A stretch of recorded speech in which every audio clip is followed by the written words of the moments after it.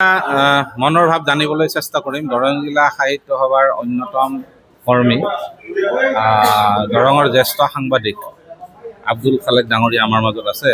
আজিৰ এই মুহূৰ্তত তেখেতৰ অনুভৱ জানিব বিচাৰিছোঁ। ধন্যবাদ মৃণাল। আজি আচলতে দৰং জিলা সাহিত্য সভাৰ কাৰণে এটা ঐতিহাসিক দিন বুলি ক'ব লাগিব। দৰং জিলাৰ প্ৰাণকেন্দ্ৰ মঙলদৈ চহৰৰ একেবাৰে মাজমজিয়াত একদম হৃদপিণ্ড বুলি ক'ব লাগিব যে মঙলদৈ চহৰৰ মাজেৰে পাৰ হৈ যোৱা 15 নম্বৰ ৰাষ্ট্ৰীয় ঘাইপথৰ একেবাৰে দাঁতিত দৰং জিলা সাহিত্য সভাৰ এটা কাৰ্যালয় আছিলে পূৰ্বৰে পৰা 1973 চনৰ পৰা।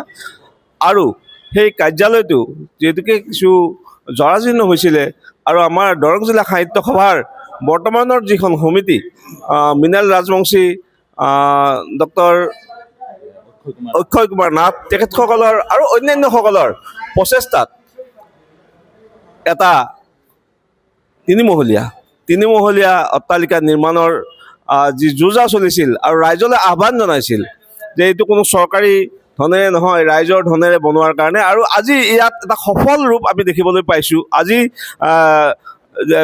ঢালাই কাম আৰম্ভ হৈছে আৰু ইয়াত যথেষ্টখিনি মানুহ সমাগম হৈছে। আৰু এটা কথা ক'বই লাগিব, মানুহে স্বতঃস্ফূৰ্তভাৱে ওলাই আহিছে। সকলো মানুহেই সাহিত্যপ্ৰেমী, সাহিত্যক ভাল পোৱা সকলো মানুহে যোনে যেনেদৰে পাৰে ইয়াত অনুদান আগবঢ়াইছে, তেওঁলোকে দান বৰঙণি আগবঢ়াইছে। আৰু ৰাইজৰ দান বৰঙণিত আজি সুন্দৰভাৱে এই বৃহৎ কাম আৰম্ভ হৈছে। আৰু মই আহ্বান জনাম, আমি যোনে যেনেদৰে পাৰোঁ অসমীয়া অসম সাহিত্য সভাৰ এটা গুৰুত্বপূৰ্ণ জিলা সভা দৰং জিলা সাহিত্য সভা। আৰু এই সাহিত্য সভাৰ কাৰ্যালয়টো যদি হয়, ইয়াত বহুখিনি সুবিধা হ'ব। ইয়াত সভাকক্ষ হ'ব, ইয়াত লাইব্ৰেৰী হ'ব, ইয়াত ব্যৱসায়িক প্ৰতিষ্ঠানবিলাক হ'ব। গতিকে সুন্দৰভাৱে আগবাঢ়িছে। আৰু ইয়াত যি কাৰিকৰী দিশ, এই কাৰিকৰী দিশটোত আমাৰ সঞ্জীৱ শৰ্মা ডাঙৰীয়াই আগভাগ লৈছে। তেখেত এগৰাকী অৱসৰপ্ৰাপ্ত অভিযন্তা। আমি ভাল পাইছোঁ আৰু সকলোকে আমি ধন্যবাদ জনাইছোঁ যিসকলে ইতিমধ্যে দান বৰঙণি কৰিছে আৰু যিসকলে দিম বুলি ভাবি আছে তেখেতসকলৰ সাধ্য অনুসৰি। আমাৰ ইয়াত নিশ্চয় ইয়াত কোনো বাধ্যবাধকতা নাই কিমান টকা দিব লাগিব। যোনে যেনেকৈ দিয়ে সকলোৰে সহযোগিতা ইয়াত কামনা কৰিছে। 1 টকা 2 টকা তেনেকুৱা ধৰণৰ এটা কথা কৈছে যে সকলোৱে ইয়াত অংশগ্ৰহণ কৰক। ভাল লাগিছে। আমি আশা কৰিছোঁ 3 মাহমানৰ ভিতৰত এটা দৰং জিলা সাহিত্য সভাৰ এই গৃহটি এটা সফল ৰূপ পাব। ধন্যবাদ। আমি ইয়াৰ পিছতে আমি গৈছোঁ আন এগৰাকী সাহিত্য সেৱী, মঙলদৈ সাহিত্য সভাৰ প্ৰাক্তন সভাপতি আৰু দৰং জিলা সাহিত্য সভাৰ বৰ্তমান আমাৰ যিখন উপসমিতি যুৱ সংসদ, এইখনৰ আহ্বায়ক বিশিষ্ট লেখক কবি হৰেন্দ্ৰ ৰাজবংশী আছে। তেখেতৰ মনোভাৱ চমুকৈ। ধন্যবাদ মিলান।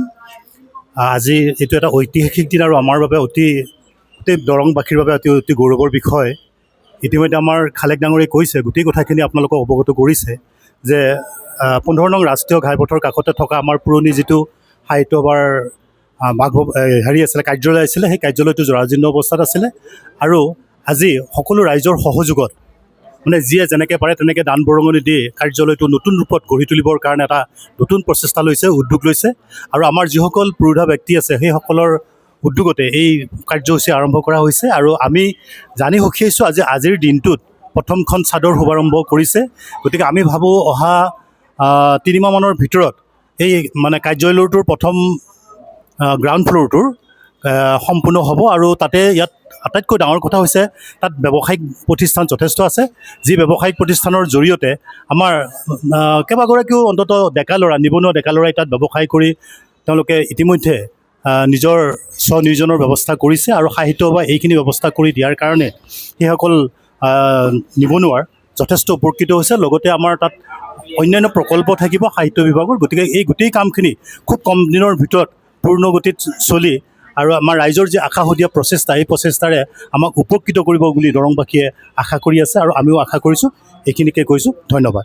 আমি যাম দৰং জিলা সাহিত্য সভাৰ আন এগৰাকী সক্ৰিয় কৰ্মী বিপুল ডেকা আছে। চমুকৈ মনোভাৱ। নমস্কাৰ।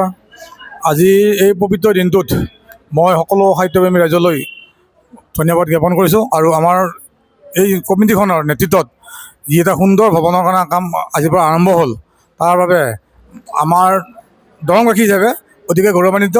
আৰু এটা সুন্দৰ ঠাইত সুন্দৰ অট্টালিকা এটা হ'ব আৰু আমাৰ এই সাহিত্য ভৱন আৰু সাহিত্য ভৱনৰ লগতে আমাৰ তেখেতসকলে কৈছে যে তাত আমাৰ ব্যৱসায়ী বাণিজ্যৰ তলত সুবিধা হ'ব আৰু আমি সকলোৱে ওতপ্ৰোতভাৱে পিছৰ কামখিনি সহায় সহযোগিতা কৰিবৰ কাৰণে সকলোকে অনুৰোধ জনালোঁ। আমি সকলোকে তেওঁলোকৰ বহুমূলীয়া সময় নষ্ট কৰি আহি আমাক উৎসাহ প্ৰেৰণা যোগোৱাৰ বাবে সকলোকে আন্তৰিক ধন্যবাদ আৰু কৃতজ্ঞতা জনাইছোঁ।